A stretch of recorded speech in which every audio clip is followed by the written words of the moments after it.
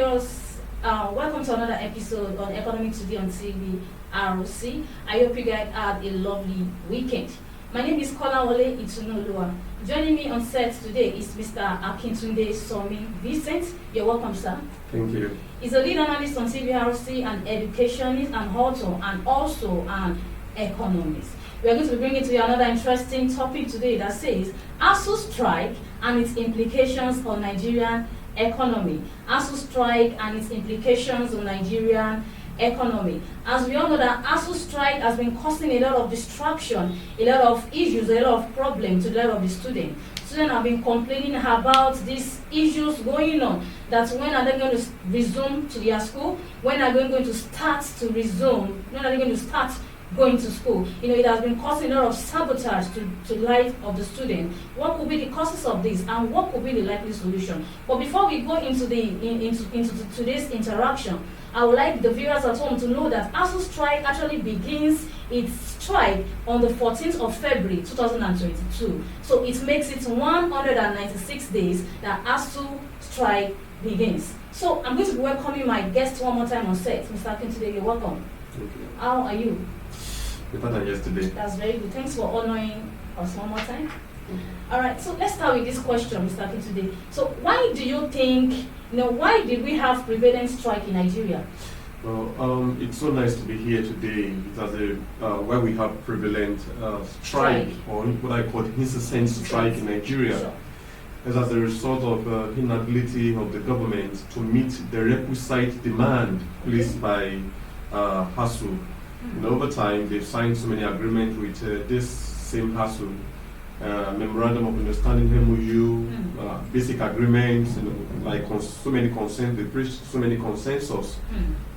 But yet the government they've not been able to come to terms with those agreements. They've not been able to agree on so many terms and conditions.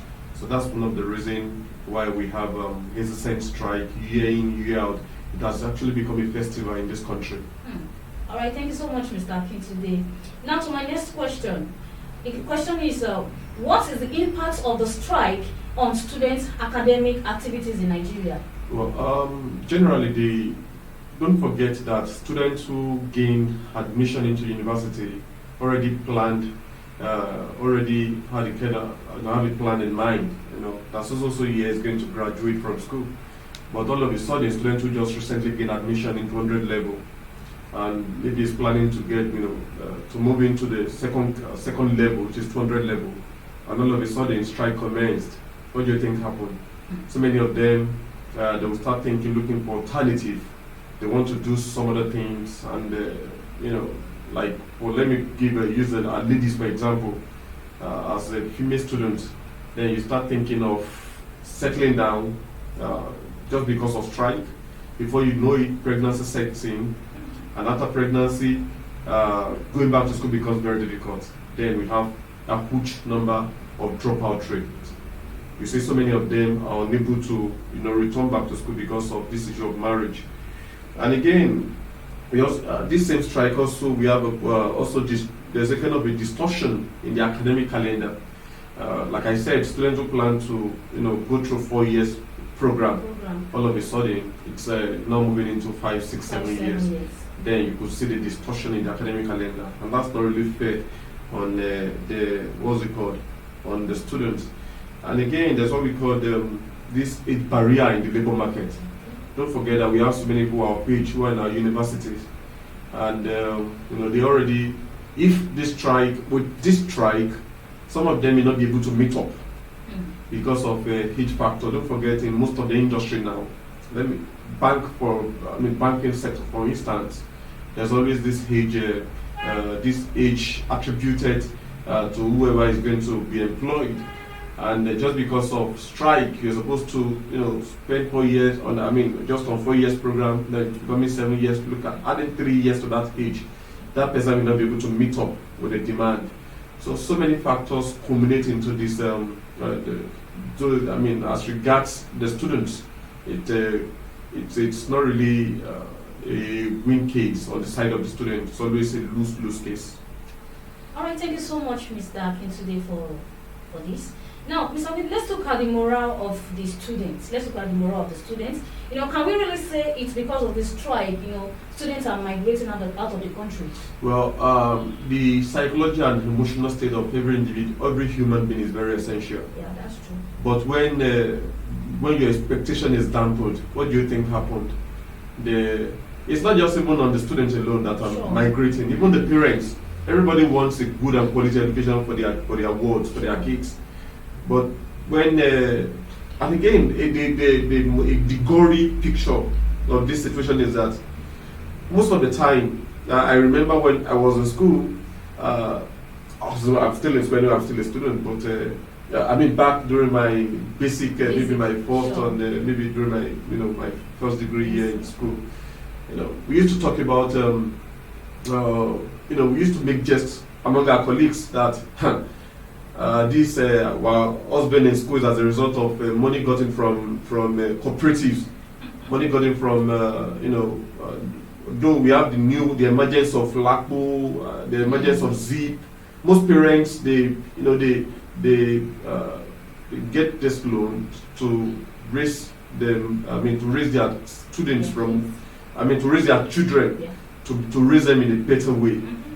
But all of a sudden, after the loan is gotten, they pump the money into the education of their children, and before you know it, there is a strike, and the money now is more or less like a waste.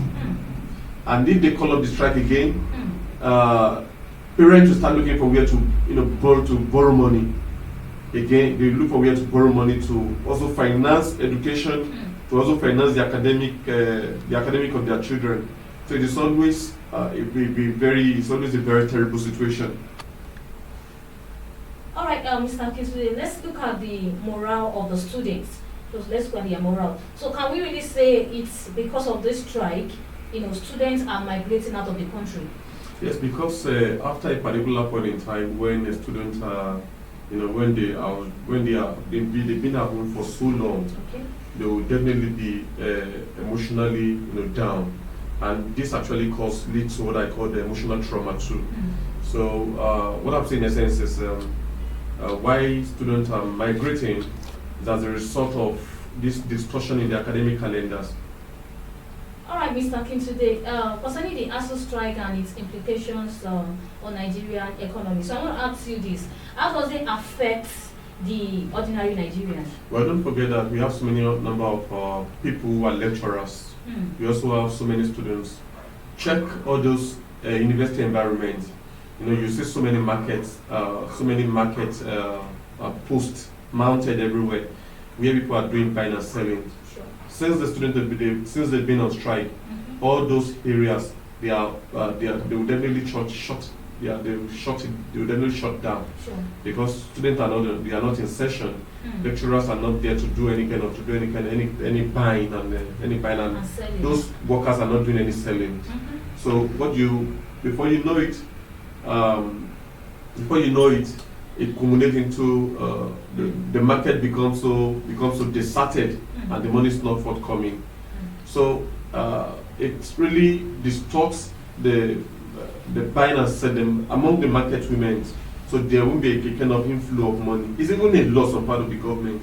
That's why they should wake up from their slumber. So in my opinion, I think it's also there's a distortion in buying and selling, because lecturers are not buying, the money is not forthcoming.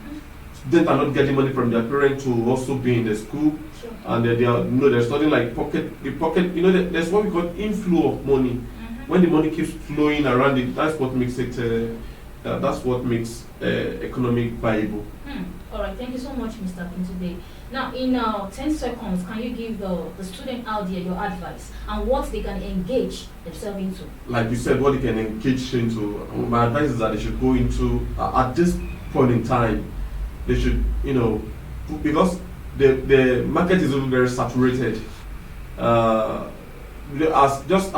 the intellectual, the knowledge, educational based knowledge is essential, skill based knowledge is also very essential. So the two, they move in tandem. they move into they are intertwined. So I want to admonish them to also go into to learn one or two skills.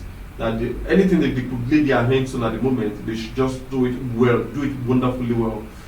So that even if they are not, the job is not forthcoming in the future, then the skill would be a kind of would be something to relax on, and they become better off, and they become better citizens of the country. Wow. That is doing something that is productive, because productivity is the essential, is one of the essentiality of a man. Wow, that's very good. So, students out there, I want you to, have time, just try to learn one or two things in order for you to go higher in life. So, finally, before we draw the curtain for today's program, let's talk about, I want you to add, your advice to the federal government on how to eradicate the issue of ASSU strike. They should just do the needful.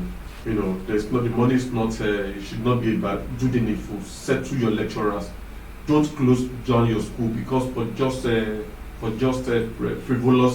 frivolous, you just need to wake up. I mean, the government need to wake up and just settle this once and for all.